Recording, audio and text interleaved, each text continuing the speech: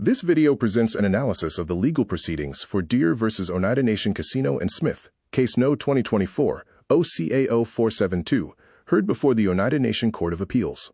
Our program provides an overview covering harassment law, evidence standards, and retaliation analysis. We review frameworks like Title VII and assess witness credibility and patterns of abuse. The case summary focuses on three key areas: harassment claims related to hostile environments, retaliation involving a termination dispute, and evidentiary errors, specifically concerning documentary evidence and hearsay rulings. The appellant in this case is John Deere. The appellees are the Oneida Nation Casino and John Smythe. John Deere has 5 years of exemplary service. However, oversight transitioned to a new supervisor, Shift Director Marcus Standing Elk, in January 2024. Harassment allegations include documented patterns of unsolicited behavior, inappropriate comments about personal status, and specific incidents leveraging power dynamics inappropriately in administrative settings. John Deere filed a formal report in February 2024. The internal HR investigation was limited, focusing on private interactions. Appellee John Smythe issued a categorical denial of all allegations. Deere has a historical record of excellence. However, a sudden shift occurred with negative performance evaluations beginning in January 2024, authored exclusively by John Smythe, the accused harasser.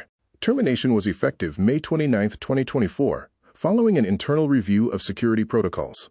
The stated reason was performance deficiencies, citing a lack of adherence to safety and conduct standards. The tribal court ruled in favor of the casino, rejecting the harassment claims.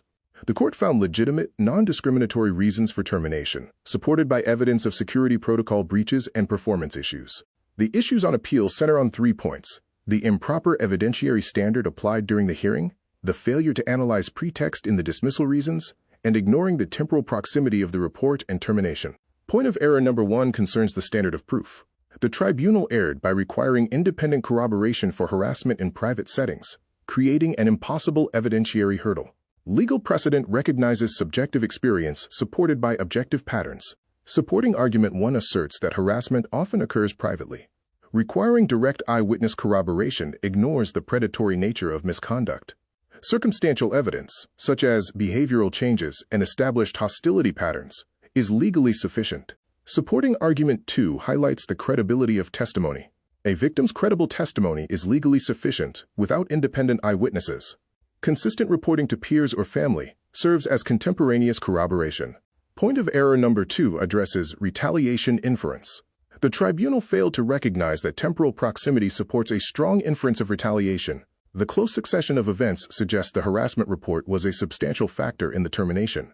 Supporting argument number 3 focuses on temporal proximity.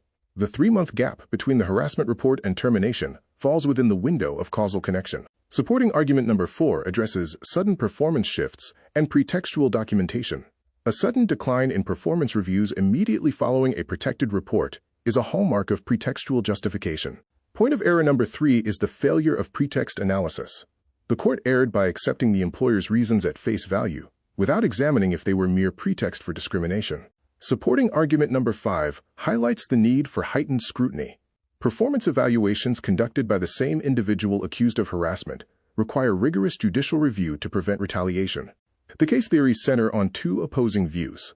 The appellant claims retaliation plus pretext, where termination was motivated by protected activity and justified by manufactured performance issues. The respondent argues for legitimate performance-based termination, asserting the adverse action was solely due to objective deficiencies in workplace conduct and output.